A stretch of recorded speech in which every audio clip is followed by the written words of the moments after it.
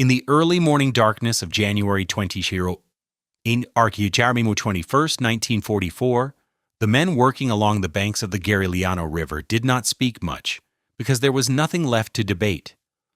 Long before sunrise, before the first Allied artillery rounds began falling in the distance, before aircraft engines were heard overhead, the engineers assigned to the crossing already understood what was going to happen. The bridge in front of them still stood intact, its steel decking slick with moisture, and its stone abutments blackened from earlier air attacks, but to the men who had calculated its limits, it might as well have already been gone. For hours, the retreat had been building towards this point, not suddenly, not dramatically, but steadily, the way pressure builds inside a sealed container.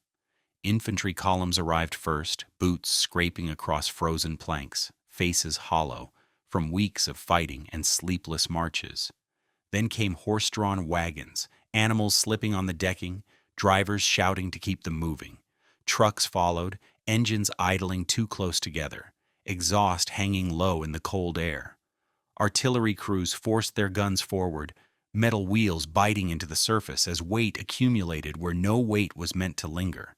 There was no spacing between vehicles, no regulation of flow, no pauses to allow the structure to settle. The bridge was being asked to carry not just men and equipment, but the accumulated panic of an army retreating under pressure. It had been repaired hastily after Allied bombing weeks earlier, patched together with steel plates and timber, strong enough for light traffic under controlled conditions, never designed for sustained, continuous loads from heavy guns, fuel trucks, and tracked vehicles crossing in an unbroken stream. The engineers had known this.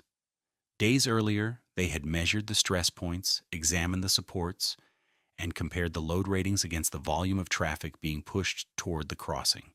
They had filed reports warning that the bridge could not sustain unrestricted use.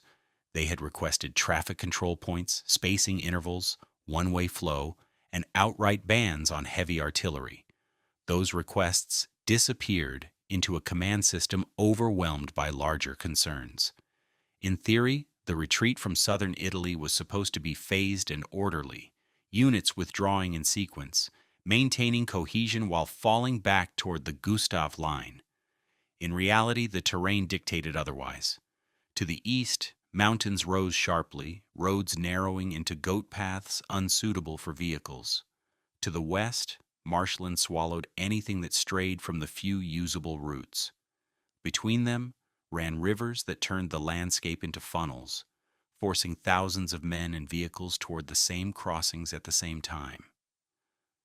The Garigliano was not a wide river, but it was a decisive one. Every division south of Rome understood that failing to cross it intact meant isolation, encirclement, and destruction.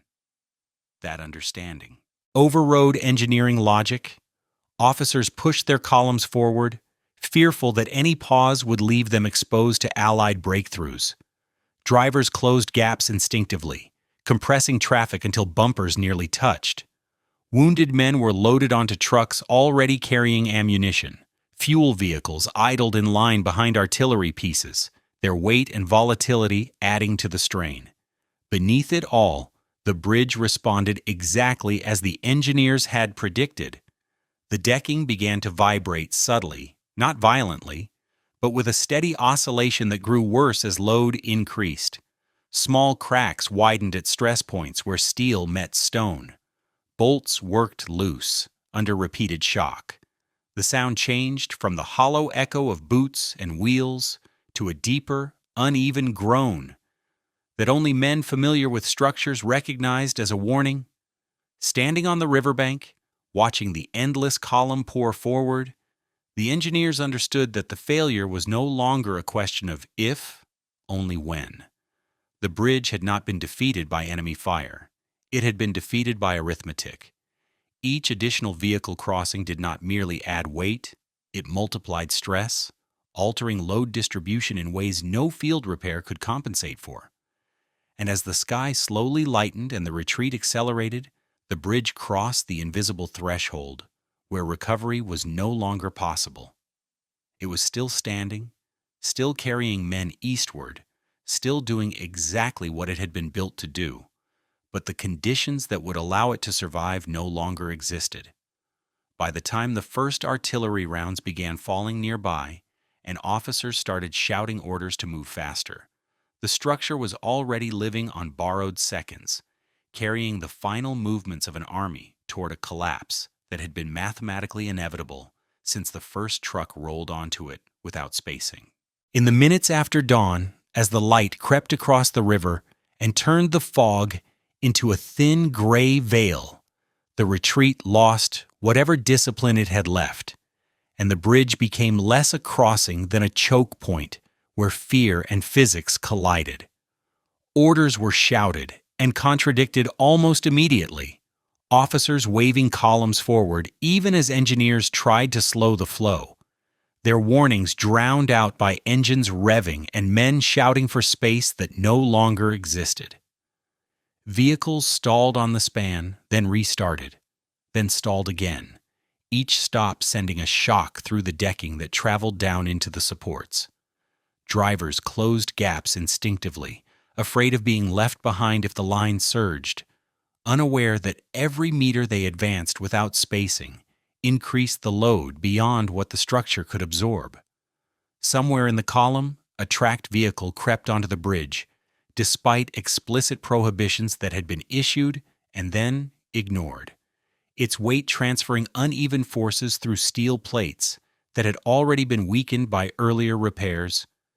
The engineers felt it through their boots before they saw it, a subtle shift in vibration, a change in rhythm that told them the bridge was no longer flexing and returning to shape, but beginning to deform permanently.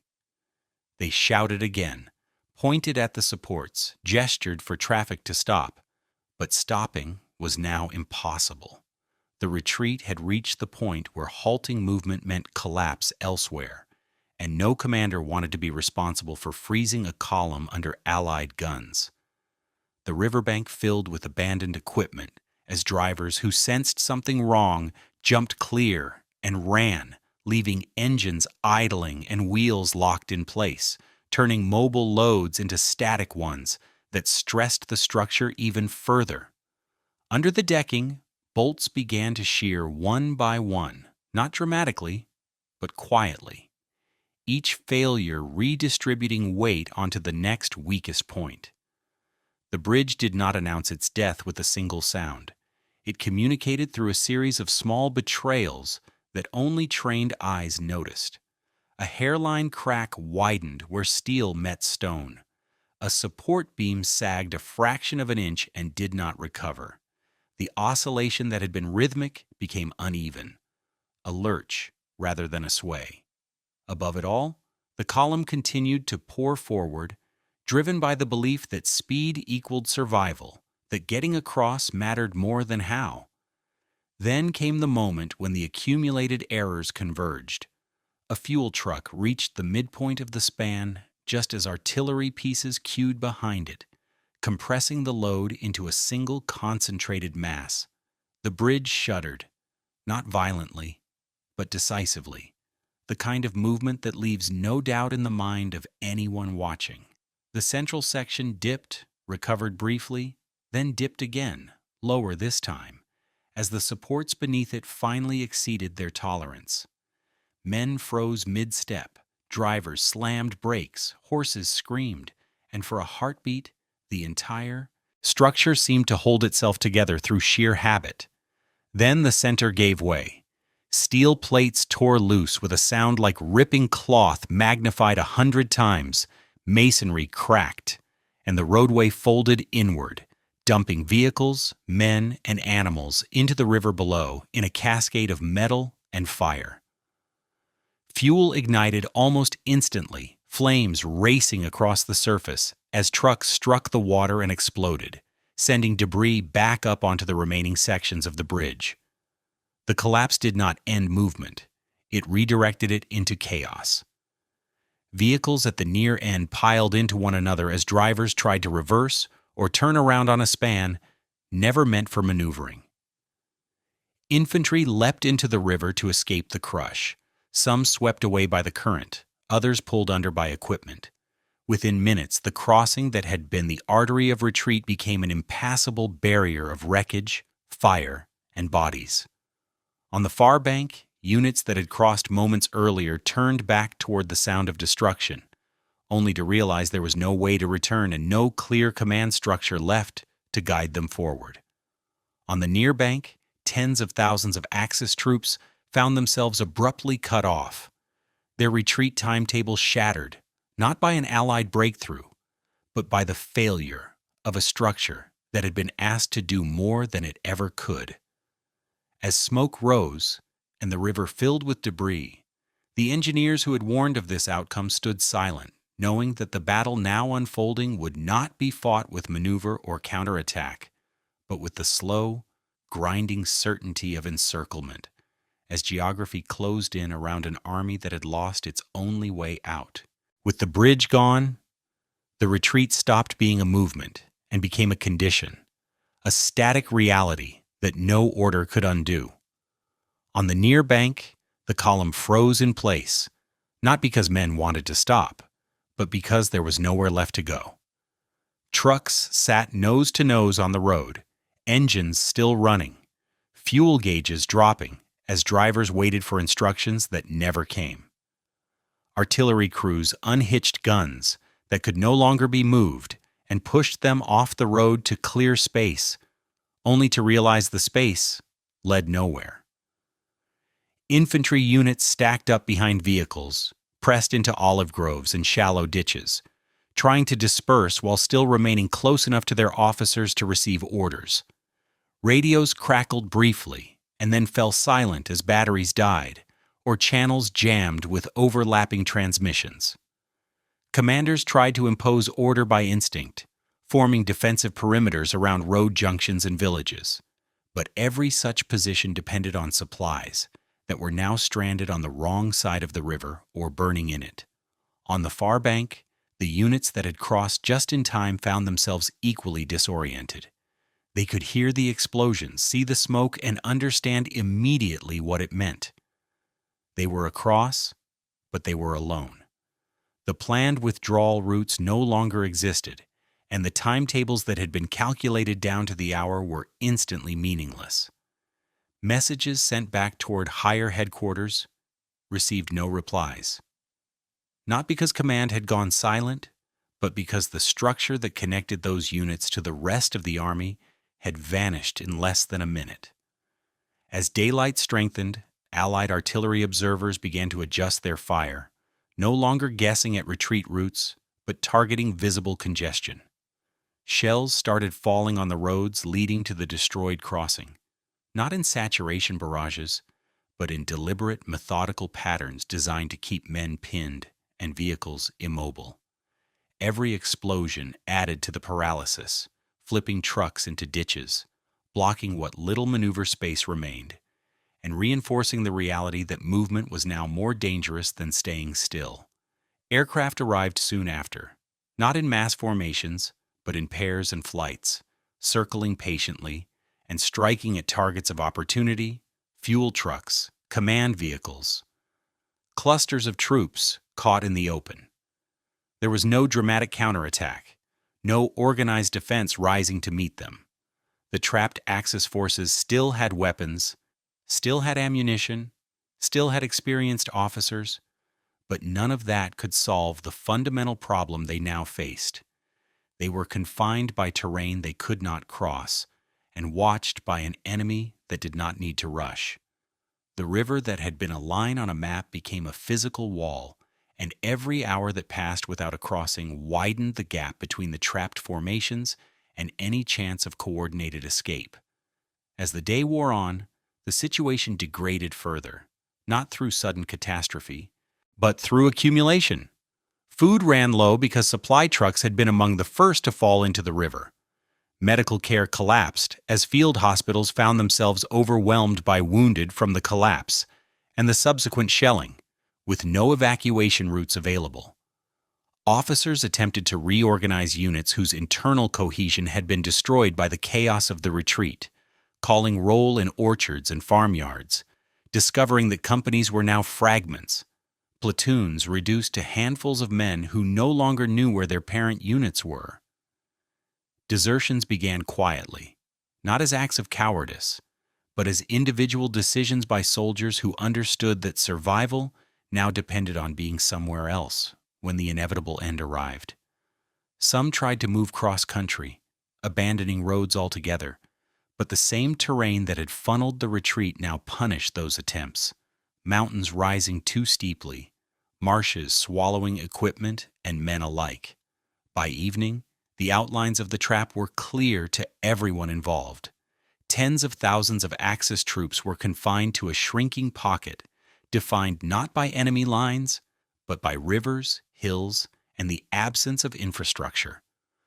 The collapse of the bridge had not merely halted a retreat, it had rewritten the entire operational situation in the sector. What had been a controlled withdrawal had become a containment problem, and what followed would not be decided by bravery or tactical brilliance, but by how long an army could endure being cut off from movement, supply, and command in full view of an enemy that now understood exactly what it had in front of it. January 21st, 1944, 08:10 a.m., Garigliano River Sector.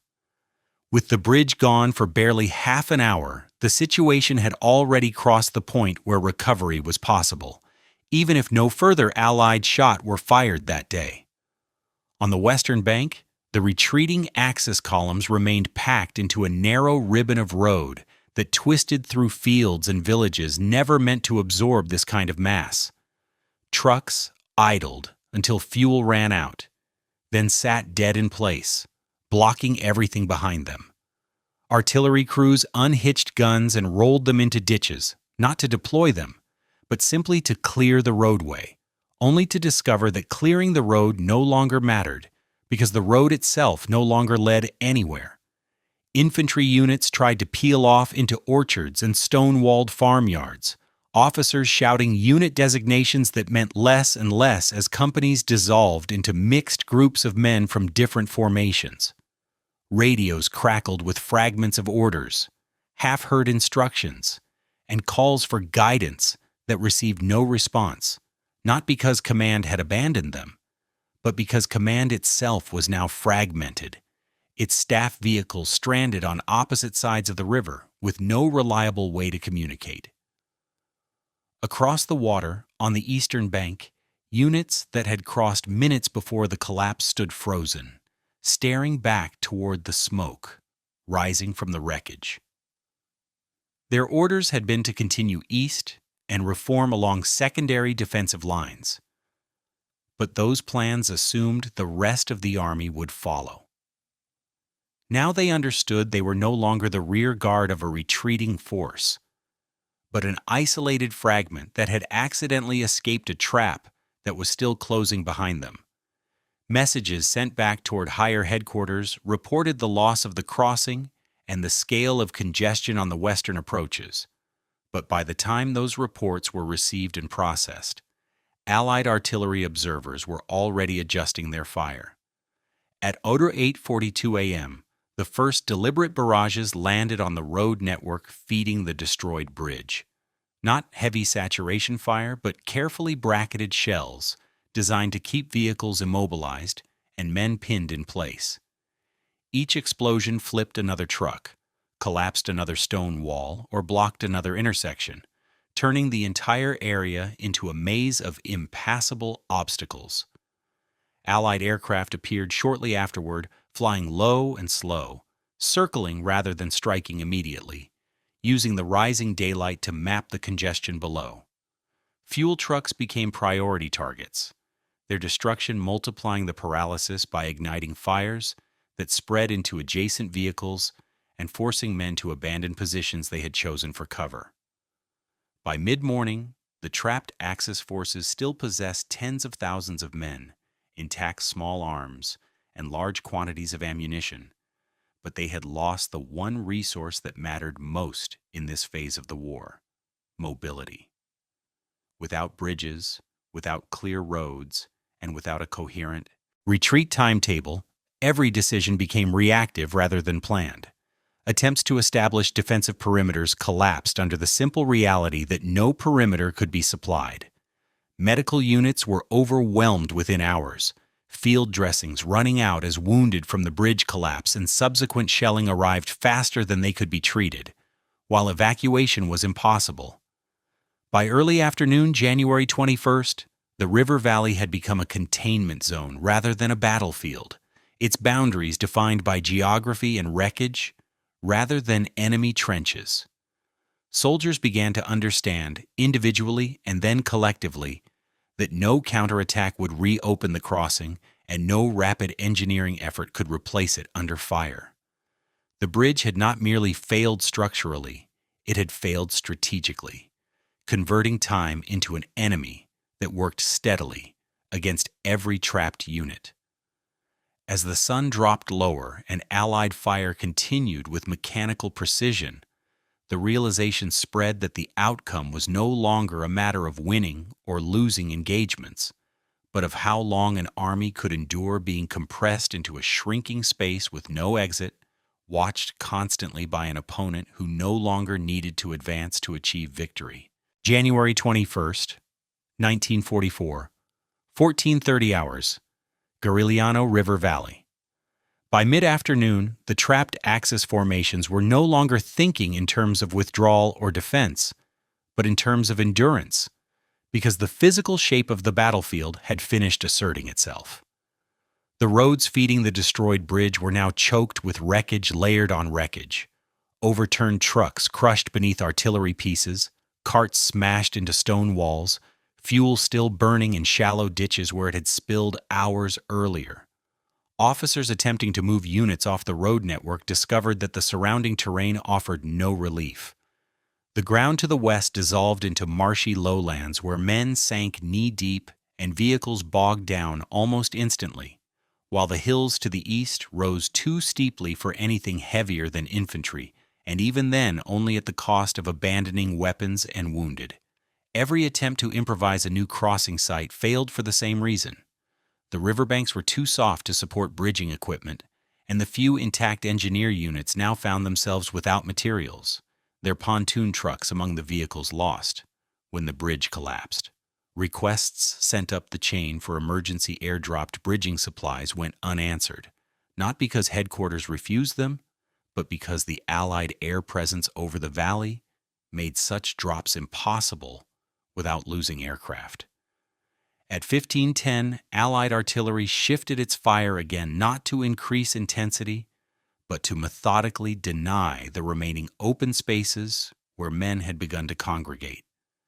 Shells landed at predictable intervals, forcing Axis troops to move constantly, preventing them from establishing any stable command posts or supply dumps. Each movement consumed more energy, more ammunition, more medical supplies, all of which could not be replaced. As evening approached, January 21st, the trapped forces faced a choice that was never formally stated, but was understood by everyone involved. They could attempt a breakout across terrain that favored the defender and was already covered by Allied observation, or they could remain where they were and hope that darkness would provide concealment long enough for a solution to appear. Darkness brought no solution. Instead, it brought cold, exhaustion, and the realization that the enemy did not need to attack. Allied forces had learned this lesson repeatedly by 1944. When an opponent was immobilized by logistics and geography, patience was more effective than aggression. Through the night, artillery fire continued sporadically, enough to keep units awake and unsettled, enough to prevent repair work or regrouping, but not enough to expend ammunition unnecessarily. By January 22nd, 06 hours, the pocket was clearly defined on Allied maps, its boundaries traced by destroyed crossings, flooded ground, and impassable hills. Inside it were tens of thousands of Axis troops who still had rifles in their hands, but no strategic options left. Food. Distribution broke down completely that morning when supply officers realized that most rations had been on trucks lost at the bridge or destroyed by shelling. Men began scavenging from abandoned civilian structures, stripping barns and cellars, not out of desperation alone, but because no one could tell them when or if organized resupply would resume. Medical orderlies started making decisions that had nothing to do with medicine, prioritizing which wounded could still walk. Because those who could not were now liabilities in a situation where movement, however limited, might still be required. Commanders tried to restore hierarchy by gathering officers for conferences in ruined farmhouses. But these meetings produced nothing beyond agreement on facts everyone already knew. There was no crossing. There was no relief force. There was no timetable. The bridge collapse had severed not just physical movement, but the conceptual framework of the retreat itself. On January 22nd, 11:20 hours, Allied aircraft dropped leaflets over parts of the pocket, not demanding immediate surrender, but informing Axis troops of their encirclement and promising humane treatment if they laid down their arms. Many soldiers ignored them at first, clinging to the belief that a breakout might still be possible. But by late afternoon, when another attempt to move artillery cross-country resulted in guns sinking into mud and being abandoned under fire, that belief began to erode. The pocket did not collapse all at once. It frayed. Small groups surrendered first, medics leading wounded men forward under white cloths, officers calculating that captivity was preferable to watching their units disintegrate further. By the evening of January 22nd, the outcome was no longer in doubt, only the pace at which it would unfold. The bridge that had snapped at dawn the previous day had done more than trap an army. It had imposed a schedule of defeat dictated not by enemy maneuver, but by the slow, relentless arithmetic of terrain, supply, and time. January 23, 1944, 07:05 hours, Garigliano River Pocket. By the third morning, the trapped formations had entered a phase that German after-action reports would later describe euphemistically as progressive disintegration, a phrase that concealed the reality unfolding on the ground. The pocket still contained tens of thousands of men, but it no longer functioned as an army. Units existed on paper, but not in practice. Regimental boundaries had dissolved overnight as soldiers drifted toward whatever shelter or perceived safety they could find, clustering around wells, farm buildings, and the few remaining medical stations. Officers walked through groups of men who no longer looked up when addressed. Not out of insubordination, but exhaustion. They had been awake for nearly 70 hours, moving when ordered, freezing when shell fire fell, waiting when nothing happened, and eating whatever could be scavenged from the countryside. Ammunition was still plentiful, but its purpose was increasingly abstract. There was nothing left to shoot at that would change the situation. Allied artillery remained methodical rather than overwhelming, a deliberate choice that communicated a clear message. The enemy was not trying to annihilate the pocket. It was containing it, shaping it, allowing hunger, fatigue, and inevitability to do the work. At 09:30 January 23rd, a German staff officer attempted to organize a coordinated breakout to the northwest, proposing a night movement across secondary trails identified on outdated maps. Reconnaissance patrols sent out to assess the routes returned within hours, with the same report from every direction. Trails ended in flooded ground. Paths marked as roads were little more than farm tracks, impassable to vehicles, and barely navigable for infantry under load. Allied observation posts already covered the few ridgelines that might have offered concealment. The breakout plan died not with argument, but with silence, as officers compared notes and realized there was no version of the plan that did not end with heavy losses and no guarantee of escape. By early afternoon, January 23rd, surrender ceased to be an individual decision and began to assume an organizational form. Medical units were the first to act collectively, raising improvised white flags and moving wounded men toward Allied lines under escort, their actions tolerated and then accepted by commanders who understood that medical capacity inside the pocket had collapsed entirely. These movements did not trigger immediate mass capitulation, but they removed one of the last illusions sustaining resistance, the belief that wounded men could be treated and returned to duty. As evening fell, January 23rd, the pocket contracted further as Allied forces tightened artillery fire around its edges, not advancing aggressively, but repositioning to deny any remaining open ground. The night passed with little sleep. Fires burned low to avoid detection. Conversations among the trapped soldiers shifted away from plans and toward memories, homes, and families, a psychological marker that military psychologists would later identify as a precursor to surrender.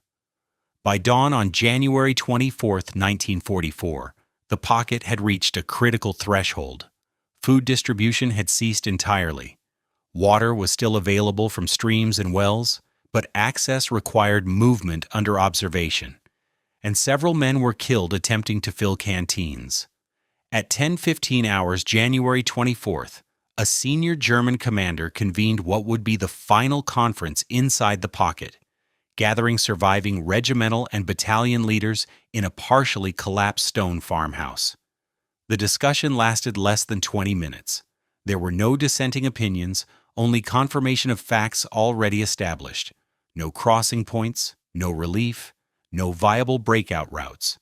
Continued resistance would not delay Allied operations in any meaningful way and would only increase casualties among men who could no longer influence the outcome. At 11 hours, orders were issued authorizing surrender at unit discretion. The language was careful, designed to preserve what little authority remained, but its meaning was unmistakable. Over the next 6 hours, white flags appeared across the valley, first singly, then in clusters, then in lines as entire companies laid down their weapons. Allied troops advanced cautiously, processing prisoners in stages, astonished less by the number of captives than by the condition they were in. Many still carried full ammunition loads.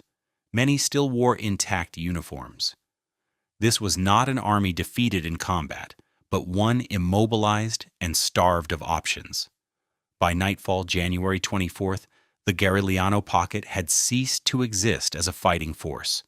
The final tally would take days to assemble, but the scale was already clear. Tens of thousands of Axis troops had been removed from the campaign not by a breakthrough or encirclement maneuver, but by the collapse of a single crossing at the wrong moment. In post-war analyses, German officers would cite Allied pressure, air superiority, and numerical advantage, but buried in the appendices of those reports was the quiet acknowledgement that none of those factors would have mattered if the bridge had held. The retreat had not failed because men refused to fight. It failed because weight exceeded tolerance, because spacing was ignored, because warnings were overruled, and because a structure designed for limited loads was forced to carry the mass of an army in panic. The battle for the Garigliano was decided not by courage or cowardice, but by the unyielding laws of engineering, applied without mercy at dawn on January 21st, 1944, when a bridge snapped and trapped 40,000 men behind it. January 25th, 1944, 06:30 hours, Garigliano River Valley. By the morning after the surrender order spread through the pocket, the landscape no longer resembled an active front line, but the aftermath of a logistical catastrophe frozen in place. Allied units moved cautiously through areas that only days earlier had been choked with retreating columns, now littered with abandoned equipment laid out in the exact order in which the retreat had failed. Trucks stood where engines had died, fuel tanks empty or ruptured.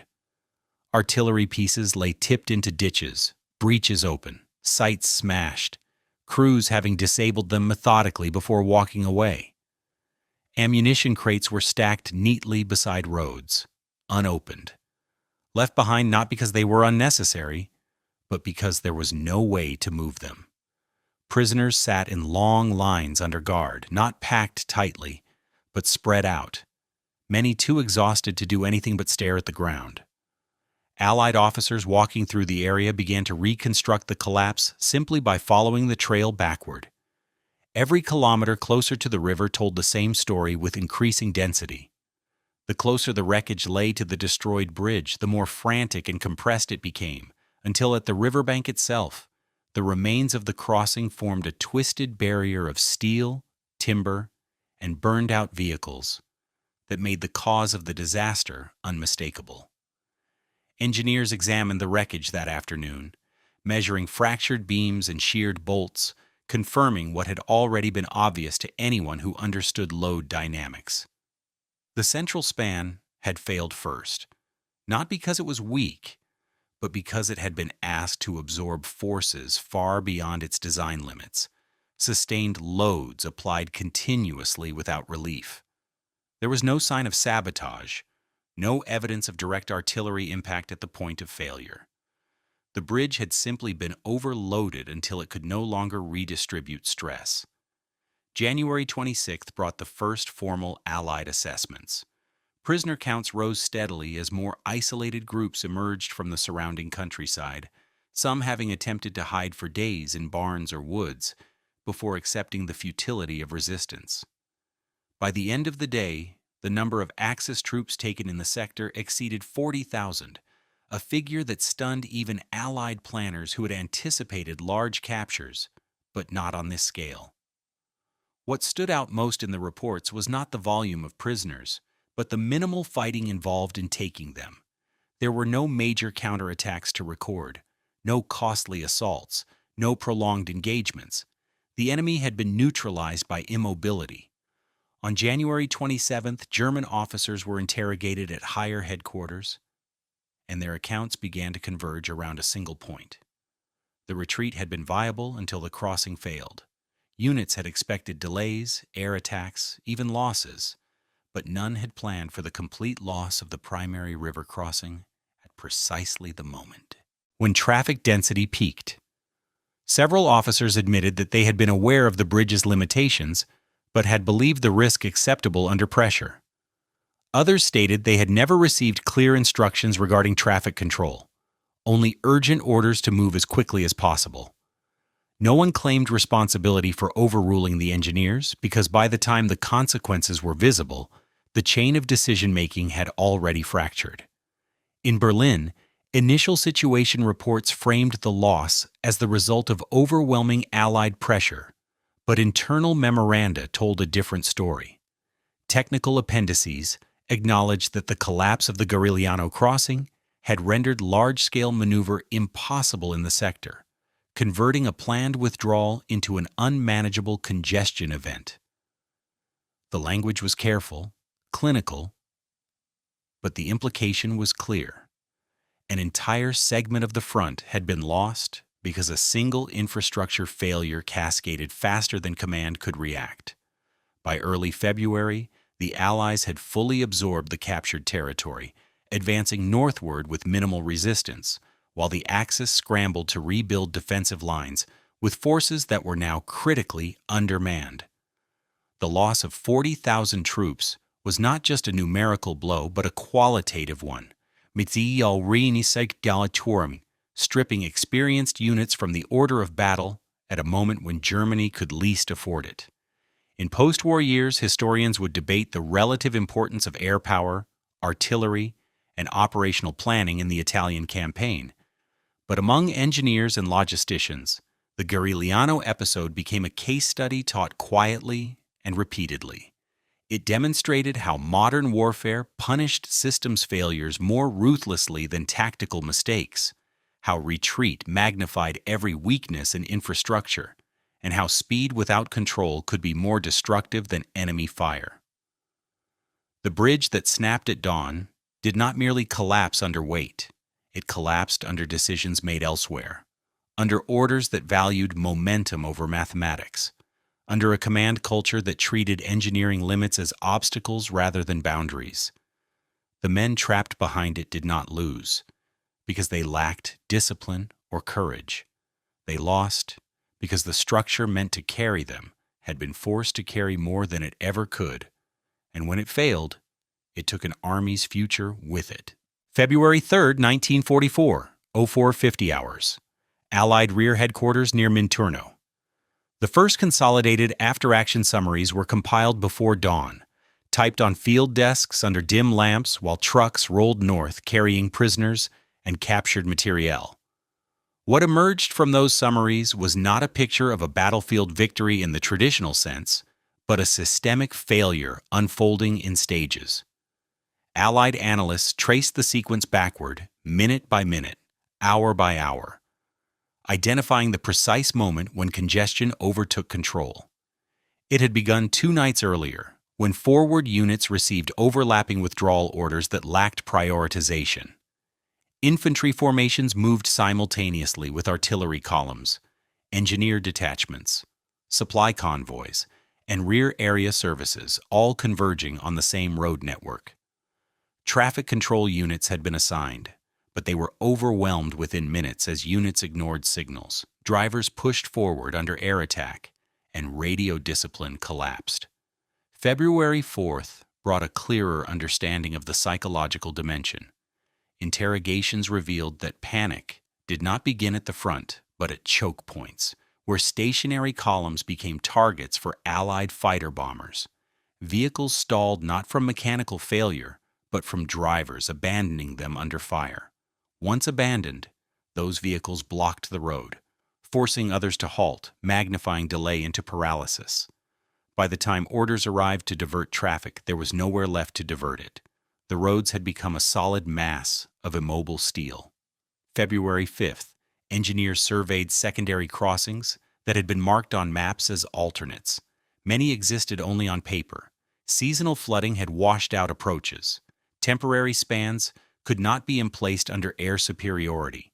Pontoon equipment was present but insufficient in quantity, and its movement required time the retreat no longer possessed. Even where small crossings remained intact, they could handle foot traffic, not the weight of artillery and motor transport. Infantry units crossed on their own, leaving their heavy weapons behind, severing their combat effectiveness. February 6th, Allied air reconnaissance photographs were compared side by side with captured enemy maps. The contrast was stark. Enemy planning assumed uninterrupted movement along arterial routes that no longer existed in practice. Planners had calculated withdrawal rates based on ideal flow, not contested reality. No allowance had been made for sustained air interdiction or for the compounding effect of even minor delays. The retreat timetable, once broken, could not be repaired. February 7th, senior Allied officers toured the captured area. They noted something unsettling in its ordinariness. There were no dramatic last stands, no mass graves from futile assaults, no evidence of fanatic resistance. Instead, there were neat stacks of rifles, carefully disabled guns, orderly groups of prisoners waiting quietly. This was not collapse through chaos alone, but collapse through inevitability. The enemy had reached a point where further resistance offered no operational value. February 9th, German internal correspondence intercepted by signals intelligence confirmed that higher command had lost situational awareness during the critical hours. Messages referenced traffic difficulties long after those difficulties had become catastrophic. Requests for permission to destroy equipment earlier in the retreat were delayed by hours, resulting in mass abandonment instead of controlled denial. The system responded too slowly to its own failure. February 11th, Allied logisticians began exploiting the captured supplies. Fuel stocks alone exceeded expectations, confirming that shortages at the front had been artificial, created by distribution failure rather than production limits. Ammunition dumps were found intact, guarded until the final moment, then surrendered without resistance. The irony was not lost on those who examined the ledgers. The enemy had possessed the material means to continue fighting, but not the mobility to apply them. February 14th, as Allied advances resumed with minimal opposition, the broader implication became clear. This was not an isolated incident, but a preview of how modern mechanized forces could be defeated without decisive battles. Control of movement had become as lethal as control of firepower. An army that could not move could not fight, no matter how many divisions it still possessed on paper. February 18th, reports from other sectors echoed similar patterns. Smaller retreats elsewhere showed the same vulnerability at bridges, junctions, and railheads. Commanders began prioritizing infrastructure denial and traffic disruption over direct engagement, recognizing that destroying movement achieved results faster than destroying formations. February 21st, Allied doctrine quietly shifted. Air tasking orders increasingly targeted roads at precise intervals rather than wide areas, creating predictable congestion points. Fighter bombers were instructed to strike stalled columns selectively, not indiscriminately, to maximize blockage rather than destruction. The objective was not annihilation, but immobility. February 24th, captured German officers were shown aerial photographs during interrogation. Many reacted with visible shock. Seeing the scale of congestion from above made clear what ground-level commanders had never fully grasped.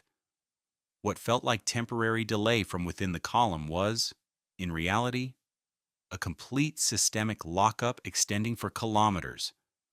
March 1st, as the front stabilized farther north, Allied engineers studied the failed bridge again, this time as an educational exhibit. Load calculations were reconstructed. Traffic density was plotted against time. The conclusion was unambiguous. Even without enemy interference, the crossing would have failed eventually under that volume. Enemy action merely accelerated the outcome. March 6th. Planners incorporated the lesson into future operations. Withdrawal routes were treated as vulnerable assets, requiring as much planning as offensive thrusts. Redundancy became mandatory. Traffic flow models replaced assumptions. Engineering officers gained greater authority to halt movement rather than accommodate it. March 12th, the captured soldiers began to be processed for transport to rear camps. Many expressed the same sentiment during casual questioning. They had not felt defeated in battle. They had felt abandoned by momentum itself, carried forward until there was nowhere left to go. March 20th, the Italian winter rains returned, washing away remaining traces of the retreat. Roads were repaired, bridges rebuilt, fields cleared. The battlefield reverted to quiet farmland. Yet within Allied headquarters, the episode lingered as a warning. Victory had not come from superior bravery or even superior tactics alone, but from understanding how pressure on systems produced collapse faster than pressure on men. The retreat at the Garigliano did not end an army in a blaze of fire. It ended it in silence, stalled engines, broken spans, and the slow realization that movement, once lost, could not be regained. March 27, 1944, 09:10 hours, 5th Army Headquarters, Caserta. The final synthesis report was circulated quietly, stamped confidential, its language deliberately clinical. No celebration, no dramatic phrasing, just conclusions. The Garigliano episode was categorized not as a battle, but as a logistical annihilation event. That wording mattered. It meant that what had happened could be reproduced elsewhere, deliberately, methodically, without relying on chance or enemy mistakes. It meant modern war had crossed a threshold where armies no longer needed to be destroyed to be defeated. April 2, 1944, Allied planners began retroactively mapping the event against earlier failures in North Africa and Russia. The similarities were impossible to ignore. Wherever mechanized forces depended on narrow corridors, river crossings, mountain passes, rail junctions, the same pattern emerged. Delay became congestion. Congestion became immobility. Immobility became surrender. The Garigliano had simply provided the clearest laboratory because the collapse occurred in full view, compressed into days instead of weeks. April 9, 1944, captured Axis traffic control officers were interviewed in depth. Their testimony revealed a fatal misconception. They believed traffic jams were temporary by nature, something discipline could resolve. They had no conceptual framework for irreversible congestion. None had been trained to halt movement entirely in order to preserve system integrity. Every instinct told them to keep units moving forward, even when forward no longer existed. The result was exponential failure. April 16, 1944, Allied air commanders revised target priority doctrine again. Bridges were no longer considered singular objectives. Instead, approaches became the focus. A bridge left standing but unreachable was more valuable than a destroyed bridge that could be replaced. Fighter-bomber squadrons were instructed to strike 10 to 15 minutes apart, maintaining a constant level of disruption rather than overwhelming force. The goal was psychological as much as physical. Convince commanders that movement itself was unsafe. April 23, 1944, intelligence analysts compared Garigliano prisoner behavior with earlier surrenders in Tunisia. The contrast was striking. In Tunisia, defeat followed exhaustion and encirclement. At Garigliano, surrender followed realization. Men understood the system had failed them. That distinction mattered. Soldiers who surrender because they are surrounded still believe in the war. Soldiers who surrender because movement has collapsed no longer believe in anything beyond survival. May 1, 1944, lessons from the Garigliano were quietly incorporated into planning for Operation Diadem. Engineers were given authority to veto traffic movement. Withdrawal routes were designated before advances even began. Redundant crossings were prepared regardless of perceived necessity. For the first time, retreat was planned with the same rigor as attack. May 11, 1944, as the Allied offensive resumed across the Italian front, the contrast was immediate. When German units attempted controlled withdrawals, they encountered deliberate interdiction, not at the front line, but kilometers behind it. Fighter bombers ignored advancing infantry and instead struck fuel trucks, repair vehicles, and traffic control posts. Bridges were hit only after congestion had already formed. The pattern repeated. Smaller, faster, still decisive. May 18, 1944, Monte Cassino fell. Historians would later debate whether its capture was inevitable. What was not debated was what followed. German units withdrew north in better order than at Garigliano, but never regained operational coherence. Their movement was constantly fragmented, interrupted, delayed. They were no longer maneuvering armies. They were relocating fragments. June 4, 1944, Rome was liberated.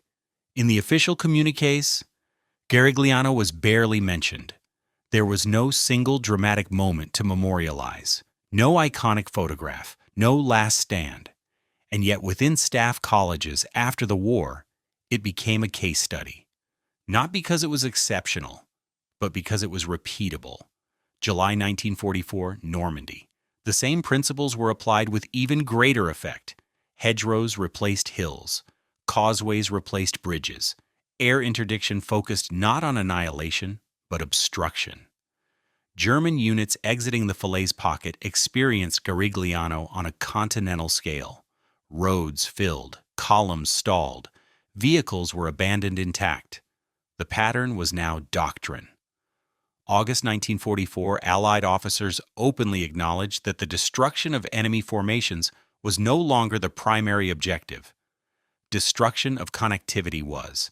Commanders spoke in terms of flow rates, choke points, throughput. Language once reserved for civil engineering entered operational planning. September 1944, captured German generals began using the same terminology in post-capture interviews. They described defeat not as loss of battles, but as loss of movement freedom. Several admitted they no longer attempted large-scale maneuver once Allied air power was overhead. The war, they said, had become vertical. October 1944, training manuals were updated. New officers were taught that any withdrawal without redundant routes was already lost. Engineers were elevated in command hierarchy. Traffic discipline became a combat function, not an administrative one. November 1944, Allied bomb damage assessments concluded that fewer bombs dropped with greater temporal spacing produced better results than mass strikes. The Garigliano lesson, refined. January 1945, as German forces collapsed in the Ardennes after a brief resurgence, the same pattern sealed their fate. Fuel shortages mattered. Air superiority mattered. But above all, movement failure mattered. Once columns stopped, resistance evaporated. March 1945, interrogations at Oberursel revealed a grim consensus among German officers. The war had been decided not when factories were bombed or cities destroyed, but when armies could no longer relocate faster than enemy pressure. Mobility had become survival. April 1945, the Rhine crossings echoed Garigliano in reverse. This time, Allied forces ensured redundancy, flow control, and protection. The contrast was absolute. What had destroyed one army now enabled another to advance without pause. May 8, 1945. Europe fell silent. In post-war analysis, the Garigliano River crossing rarely received its own chapter. It appeared instead as a footnote, a subsection, an example. But those who studied it understood its significance. It marked the moment when modern warfare stopped being about breaking formations and became about breaking systems. The bridge did not just collapse under weight, it collapsed under assumption. The assumption that movement could always be restored. The assumption that discipline could overcome physics. The assumption that retreat was simply attack in reverse. Garigliano proved otherwise. Once movement died, the army died with it. June 12, 1945, 0830 hours, Allied Control Commission offices, Rome. The final administrative files related to the Garigliano episode were closed without ceremony, filed under broader categories of operational mobility failures and enemy withdrawal interdiction. By then, the war in Europe was over, and attention had shifted to occupation, reconstruction, and the next conflict everyone quietly knew would come. Yet among a small circle of planners, engineers, and air officers, Garigliano remained alive, referenced not for what it destroyed, but for what it revealed. It had exposed a structural truth about industrial war that could not be unlearned. July 1945, United States Army War College, Carlisle Barracks. A new lecture series on modern operations included a case study labeled simply Italian Winter 1944. The Garigliano crossing occupied fewer than 10 pages, but those pages were dense with diagrams, flowcharts, and timelines. Students were asked not to identify enemy mistakes, but to calculate how long a mechanized force could remain functional once its throughput dropped below a critical threshold. The answers varied, but all converged on the same conclusion. Collapse was not gradual, it was abrupt. Once traffic density exceeded a certain limit, recovery became mathematically impossible, regardless of morale or leadership. August 1945, as demobilization orders rippled through Allied armies, officers who had survived Italy carried the Garigliano lesson home without fanfare. It surfaced in conversations rather than citations, in cautions rather than doctrine. Mind the roads, someone would say. Protect the approaches. The language was informal, but the meaning was precise. War had become an exercise in keeping systems alive longer than the enemy could keep theirs alive. Firepower remained essential, but it was no longer decisive by itself. Decisive outcomes emerged when pressure was applied to circulation, fuel, repair, command, traffic, until circulation stopped. September 1945, British Army Staff College, Camberley. Instructors framed the same lesson differently. They spoke of friction accumulation, each minor disruption, an airstrike, a stalled vehicle, a delayed order, added friction. Individually tolerable, collectively fatal. Garigliano was presented as a textbook example of friction reaching saturation. The bridge collapse was not decisive by itself. It was merely the final increment that pushed the system past equilibrium. October 1945, Soviet General Staff Academy, Moscow. Though access to Western operational details was limited, intelligence summaries captured enough to draw parallels with Soviet experiences in 1941 and 1942. The instructors noted that German failures in Italy mirrored earlier German failures in Russia, only compressed in time by Allied air power. The conclusion was blunt: armies that outrun their logistics die. Armies that cannot retreat die faster. 1946 field manuals were rewritten with subtler emphasis. Paragraphs that once treated engineers as support began to treat them as gatekeepers of possibility. A bridge was no longer a convenience, it was a lever. A junction was no longer a coordinate, it was a valve. Officers trained to think in hours rather than days, in vehicles per minute rather than battalions per mile. The arithmetic of movement replaced the romance of maneuver. The Garigliano had taught that when flow drops below a threshold, nothing heroic can restore it in time. January 22, 1944. 07:10 hours. Secondary road west of the Garigliano River. The first man to realize the retreat was over was not a general or a staff officer or an engineer. It was a truck driver. He had been sitting behind the wheel since before dawn, engine idling, breath fogging the inside of the windshield, waiting for the column ahead to move. It never did. The road curved gently left toward the river, but beyond the bend, nothing changed. No hand signals, no whistles, no traffic police, just vehicles, nose to tail, as far as he could see. He climbed down from the cab, boots sinking into the wet shoulder, and walked forward to look. 200 meters ahead, a fuel truck had thrown a track into the ditch. It wasn't destroyed. It wasn't burning. It was simply stuck. And because it was stuck, everything behind it was finished. January 22nd, 8 hours. An infantry lieutenant stood on the running board of a staff car, shouting at men to move off the road and take cover in the fields. The men looked at him without argument and without urgency. They were already exhausted. Many had marched all night, then waited hours without orders. Moving into the fields meant abandoning what little cover the road provided and stepping into waterlogged ground where boots filled instantly and weapons fouled with mud. Some complied. Many did not. The lieutenant realized slowly that his authority had evaporated with mobility. Orders assumed movement. Without movement, orders became noise. January 22nd, 09:15 hours. An artillery battery commander ordered his guns unlimbered in a vineyard beside the road, intending to cover the withdrawal. The crews tried to maneuver the pieces by hand. Wheels sank. Trails dug in. Horses strained uselessly. After 40 minutes, one gun was freed, the other 3 were abandoned. Ammunition wagons had already been lost in the congestion. The battery now consisted of a single gun, no shells, and men who understood they could no longer influence the battle. They spiked the breach and walked away. January 22nd, 10:40 hours. A medical orderly sat on the tailgate of an ambulance that would never move again. Inside were 3 wounded men, 2 conscious, 1 not.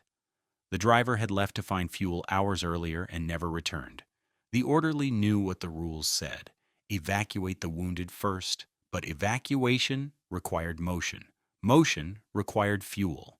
Fuel required trucks that were no longer reachable. He made a decision no manual had prepared him for. He gave morphine to the unconscious man and prioritized the 2 who could still walk. When they left, supported between him and another medic, the ambulance became a shelter instead of a vehicle. The wounded who could not move were now static. Static meant exposed. January 22nd, 12 hours. Allied aircraft appeared overhead, not in waves, but singly, methodically. 1 fighter bomber at a time. They did not strafe the entire column. They attacked specific points: a bridge, approach, a stalled vehicle, a repair truck. Each strike created damage that could not be bypassed because bypassing required space, and space no longer existed. The explosions were not terrifying in isolation. What terrified the men was the pause afterward, when nothing moved and no one knew what to do next. January 22nd, 13:30 hours. A signals officer tried to re-establish contact with higher headquarters. Radios worked. Messages went out. Replies came back. Orders were received. None of them mattered. Proceed north. Hold position. Prepare to withdraw at dusk. Every instruction assumed an ability that no longer existed. The officer wrote in his notebook that afternoon that the Army was still issuing commands to itself long after it had lost the means to obey them. January 22nd, 15 hours. Soldiers began destroying their own equipment without orders, radios smashed, optics buried, vehicles disabled. Not as an act of panic, but of clarity. They understood that capture was now a matter of time, and that time favored the enemy. Destroying equipment was the last remaining action they could take that still had meaning. January 22nd, 17:45 hours. A company commander gathered his men in a shallow orchard beside the road. He did not speak of honor or resistance. He spoke of survival. He told them to discard heavy gear, keep identification, stay together. He told them to wait for darkness. He did not say what would happen after that. Everyone already knew. January 22nd, nightfall. Fires burned along the road where fuel had spilled. The glow made silhouettes of vehicles that would never move again. Somewhere ahead, engineers were still trying to assess the bridge, but no one believed it could be restored in time. The men slept in ditches, under trucks, beside walls. Some slept at all. Many did not. January 23rd, 06:20 hours. White cloths began to appear, first from medics, then from small infantry groups, then from entire companies. There was no mass surrender, no dramatic moment, just a steady, quiet transition, from soldiers to prisoners. Allied troops advancing cautiously found units waiting for them, weapons stacked, officers standing apart, documents already burned. January 23rd, midday. The road was silent. Engines cold. Orders ceased. The system had completed its collapse. Later, in captivity, many of those men struggled to explain what had happened. They had not been routed. They had not been overwhelmed in combat. They had simply reached a point where the war could no longer carry them forward or backward. The road had become a trap, not because it was narrow, but because everything depended on it. This was the human reality of Garigliano. Not panic, not cowardice, not failure of will, failure of motion. Men do not surrender when they lose battles. They surrender when time stops working in their favor. August 19th, 1944, 06:30 hours. Normandy countryside east of Falaise.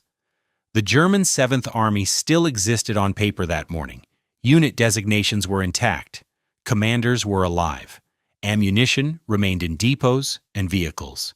Yet along the roads, south of Troon and Chambois, the same conditions that had existed at Garigliano months earlier were forming again, faster, and on a larger scale.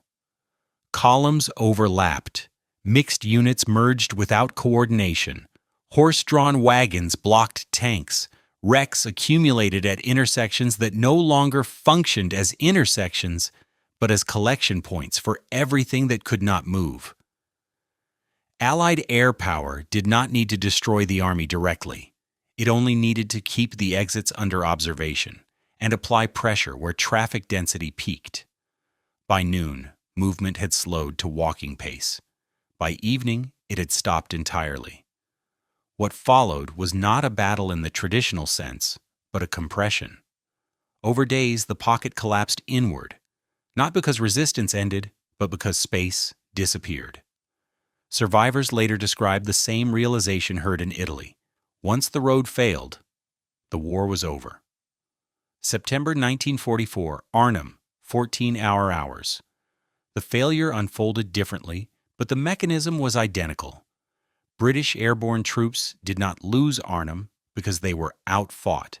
They lost because movement, the continuous flow of reinforcement, ammunition, and evacuation, never reached the rate required to sustain them. Roads leading north were single-threaded. Bridges became singular points of truth. When German counterattacks disrupted that flow, even temporarily, the timetable collapsed. Each delay multiplied the next. Units that should have rotated remained exposed. Casualties accumulated faster than replacements arrived. By the time commanders recognized the scale of the disruption, the system had already passed the point of recovery. Withdrawal was no longer a maneuver. It was an extraction under pressure, measured in who could still walk.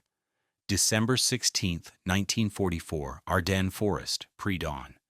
The German offensive began with surprise and momentum, but it depended on roads that could not absorb the mass behind the spearheads. Snow, damaged bridges, and Allied interdiction turned progress into congestion. Fuel convoys stalled behind combat units. Combat units stalled waiting for fuel.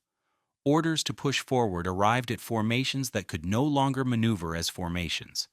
Once again, the decisive factor was not firepower, but throughput. When Allied forces regained air superiority, they did not need to stop the offensive everywhere. They targeted the arteries. Within days, German units found themselves advancing into emptiness ahead and immobility behind. The offensive did not collapse because it failed tactically, but because it ran out of motion. March 1945, Rhine crossings. This time the lesson was applied deliberately. Allied planners treated bridges not as conveniences, but as objectives whose seizure or destruction would determine the fate of entire regions. Redundancy was built in. Temporary bridges followed assault units. Traffic control was rehearsed as rigorously as combat. The crossing succeeded not because resistance was weak, but because flow was preserved under pressure. Where German defenders attempted to replicate Garigliano by denying movement, they lacked the air power and time to do so effectively. The asymmetry had become decisive.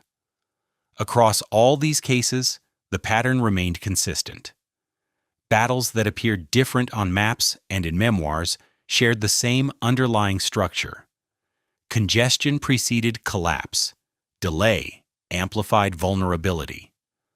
Once movement dropped below a critical threshold, outcomes became inevitable, regardless of local bravery or skill. Armies could fight without advantage. They could not fight without motion.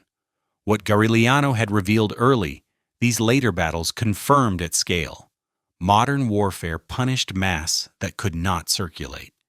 It rewarded forces that understood when to advance, when to pause, and when to protect the pathways that made both possible. The geography changed. The weather changed. The armies changed. The rule did not. By 1945, this rule no longer belonged to any one front. It had become universal, written into the experience of every army that survived long enough to learn it. Movement was not a feature of operations. It was the operation. April 1945, somewhere west of the Elbe. The war was nearly over, but the lesson had already outlived it. Staff officers studying maps no longer spoke first about enemy strength or defensive belts. They spoke about roads, about bridges, about railheads, about how many vehicles could pass a junction in an hour before it stopped being a junction and became a liability. The language of victory had changed quietly, without announcement. What Garigliano had shown, and what Falaise, Arnhem, the Ardennes, and the Rhine had confirmed, was not a tactical trick or a clever doctrine. It was a rule, a structural law of industrial war. Once armies became too heavy, too mechanized, too dependent on synchronized movement, they ceased to fail in dramatic ways. They failed mechanically. June 1945, Europe. Millions of soldiers still carried weapons, still wore uniforms, still answered to ranks. But the war ended not because one final blow was struck, but because further movement no longer produced results worth the cost. The system had reached exhaustion. The flow had slowed below usefulness. At that point, continuing was irrational. This is the part history often misses. Armies do not stop fighting because they lose courage. They stop because time stops working for them. Every hour brings fewer options instead of more. Every delay compounds rather than resolves. When that happens, the future closes. The Garigliano Bridge did not collapse under bombs alone. It collapsed under accumulated weight, accumulated delay, accumulated assumption. Each truck that crossed believed the next one would too. Each order assumed execution was still possible. Each minute assumed the system would recover. None of those assumptions survived contact with reality. That is how modern defeat forms. Not with a breakthrough, but with saturation. Not with panic, but with inevitability. When movement becomes slower than decision-making, command loses relevance. When repair falls behind damage, resilience vanishes. When retreat requires precision instead of margin, collapse becomes binary. You are moving or you are finished. Every modern army now lives under this rule, whether it acknowledges it or not. Satellites, drones, precision weapons, digital command networks, none of them change the rule. They compress it. They make failure arrive faster and more completely.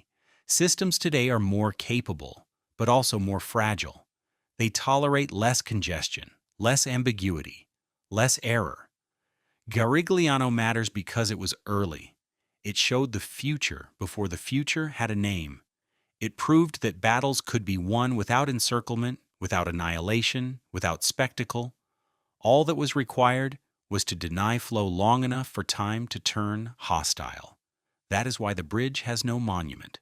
Monuments are built for moments. Garigliano was not a moment. It was a process where engines idled until fuel ran out, where orders repeated until they meant nothing, where armed men waited not for attack, but for permission to stop trying. In the end, no final stand marked the defeat, just stillness. And that is the final rule of modern war. Victory belongs not to the army that fights hardest, but to the one that keeps moving longest. When movement dies, everything else follows.